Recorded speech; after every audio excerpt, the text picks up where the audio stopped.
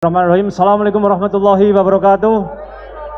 Kepada teman-teman dari Pemuda Pancasila, sekali lagi marilah biar sore ini semangat, kita teriakan salam perjuangan kita. Merdeka! Pancasila! Pancasila! Pancasila! Sekali yang terkembang. Terima kasih luar biasa. Yang terhormat seluruh hadirin yang hadir dalam acara ini. Yang terhormat pula senior saya, Bung Adi, yang luar biasa, nanti akan memberi paparan yang pasti kita tunggu-tunggu. Bapak-bapak dan ibu sekalian, begitu saya masuk dari mall ini tadi, yang saya lihat, mulai dari depan, masuk ke tengah, sampai ke sini, sebagian besar adalah kawula muda. Kalaupun ada yang usia seperti saya, masih menganggap dirinya sebagai muda. Kalau saya lihat tadi, yang jaga di mall, yang berjalan-jalan, yang jualan, yang pembelinya, sebagian besar adalah kawula muda. Muda itu di usia 15 tahun sampai 40 tahun. 40 tahun bolehlah mengaku muda. Kalau sudah ketemu dengan para pemuda Indonesia seperti ini, saya tiba-tiba kok jadi ingat apa yang disampaikan oleh proklamator kita. Dalam sebuah pidatonya yang dihadiri ribuan pemuda saat itu, beliau mengatakan, hadirkan saya 1000 orang tua, akan saya cabut Semeru dari akarnya. Hadirkan saya 1 orang pemuda, akan saya goncang dunia. 1 pemuda akan menggoncang dunia, kata Bung Karno. 1000 orang tua, untuk mencabut Semeru dibutuhkan 1000 orang tua. Itu menunjukkan bahwa generasi muda merupakan potensi yang luar biasa. Generasi muda diakui mempunyai ledakan-ledakan yang sangat hebat apabila disatukan dalam sebuah kekuatan. Sehingga mau tidak mau, saudara-saudara sekalian, suka tidak suka, generasi muda itu mempunyai peranan yang sangat penting dalam pergerakan sebuah bangsa. Baik bangsa yang akan merdeka, maupun bangsa yang sudah merdeka dalam rangka mengisi pembangunannya. Karena semakin banyaknya pemuda di Indonesia ini, sebuah sensus dari BPS, Biro Pusat Statistik, dari seluruh warga negara Indonesia, seluruh jumlah penduduk Indonesia, generasi muda yang saya katakan tadi 15-40 tahun itu 54%, 53,8% pemuda. Itu artinya apa? Separuh dari negara kita adalah para pemuda, sehingga negara pun turun tangan untuk mengatur pemuda itu. Kenapa sih negara mengatur? Ini dalam rangka menciptakan negara yang berkeadilan, negara yang welfare state, negara yang bermanfaat, sehingga turun mengatur dengan undang-undang kepemudaan. Dan saya lihat tadi Bapak dan Ibu sekalian, pada saat di mall saya lihat sekarang juga, hampir semuanya memegang handphone. Era digital sekarang ini, era globalisasi sekarang ini, lebih baik pergi tidak bawa dompet, yang penting bawa handphone. Saya kesini kalau dompet ketinggalan tidak masalah, tapi handphone ketinggalan saya pasti balik. Nggak bawa dompet nggak masalah, kalau di Pemuda Pancasila banyak saudara bisa utang.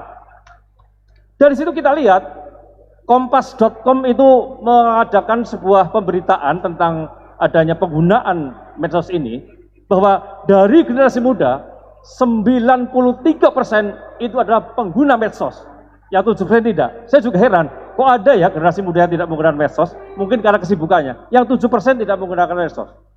Dan dari 93 generasi muda yang menggunakan medsos, 98% medsosnya melalui handphone. Artinya apa? Kemana-mana kita selalu ada handphone di tubuh kita. Era seperti ini era yang harus kita gunakan sebaik-baiknya agar penggunaan medsos itu tidak menjadi persoalan di generasi muda. Banyak sekali sekarang persoalan-persoalan yang menjerat saudara-saudara kita, undang-undang IT, hanya karena persoalan medsos. Hanya karena ejek-ejekan di medsos, hanya karena mengancam lewat medsos, hanya karena guyon tapi kebablasan, memeras lewat medsos, akhirnya berujung pada pidana. Sebetulnya hal itu bisa dicegah apabila dari generasi muda sudah ditanamkan nilai-nilai Pancasila. Pancasila itu merupakan filosofi Grundslag, dasarnya dasar dari negara kita. Sehingga apabila nilai-nilai yang terkandung dalam Pancasila itu diterapkan dalam bermedsos untuk membentuk sebuah medsos Pancasila, khususnya pada generasi muda, saya yakin undang-undang ITE itu bukanlah suatu macan kertas, tidak akan berbahaya karena nilai-nilai Pancasila itu telah diterapkan, digunakan oleh generasi muda, khususnya pengguna medsos. Sehingga menurut kami bahwa saat-saat yang paling efektif untuk membumikan Pancasila adalah menggunakan sarana medsos.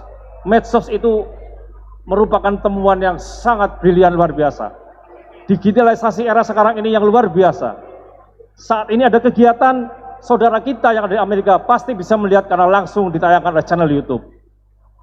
Sebagai contoh, di Pemuda Pancasila Semarang Tengah yang luar biasa, saya tidak pernah hadir sampai saya tahu setiap Jumat mengadakan sedekah Jumat. Saya waktu itu sedang berada di Timika, saya melihat luar biasa kegiatannya. Itu menunjukkan begitu ampuhnya media sosial, begitu ampuhnya era digitalisasi ini. Digitalisasi ini sangat berbahaya apabila kita tidak mendasari dengan nilai-nilai Pancasila dan akan bermanfaat apabila digunakan sebagai sarana yang berpancasila. Untuk itulah saudara-saudara sekalian, khususnya teman-teman dari Pemuda Pancasila, marilah bersama-sama untuk mensosialisasikan medsos Pancasila.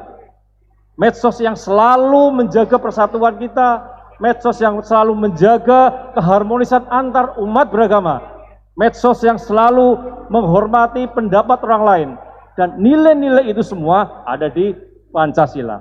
Dan apabila rekan-rekan semuanya mengamalkan, menanamkan, menghatikan nilai-nilai Pancasila, saya yakin hak asasi manusia tidak akan terlanggar. Karena Pancasila itu merupakan pijakan untuk melaksanakan hak asasi manusia. Ada norma-norma yang terkandung di Pancasila berkaitan dengan pelaksanaan hak asasi manusia. Ada nilai ideal dalam Pancasila untuk pelaksanaan hak asasi manusia, yaitu sila-sila dalam Pancasila sudah menunjukkan bahwa itu adalah penghormatan terhadap hak asasi manusia. Kemudian juga ada nilai-nilai praktis, di mana apabila kita melaksanakan dalam kehidupan sehari-hari sesuai dengan Pancasila, disitulah terjunjung tinggi hak asasi manusia. Juga ada nilai instrumen dalam Pancasila dalam pelaksanaan hak asasi manusia, yakni instrumen-instrumen hukum berupa undang-undang, PP dan sebagainya, semua bersumber dari Pancasila. Itu artinya bahwa nilai-nilai ideal, nilai-nilai instrumen, nilai-nilai praktis dari Pancasila merupakan dasar untuk pelaksanaan hak asasi manusia. Dan itu diawali dengan penggunaan media sosial yang berpancasila. Untuk itu sekali lagi, marilah kita bersama-sama yang hadir di sini untuk bisa mendukung program pemerintah, program kita semua, khususnya anggota Pemuda Pancasila dan semua yang hadir dalam Expo ini, di mana ini adalah Expo HAM temanya ya, Mas Irwan. Kita memulai dengan hal yang kecil, yang ada di tangan kita setiap hari. Handphone yang digunakan untuk media sosial, terutama kepada adik-adik kita, itu merupakan sarana yang efektif untuk menanamkan, membumikan nilai-nilai Pancasila dan hak asasi manusia.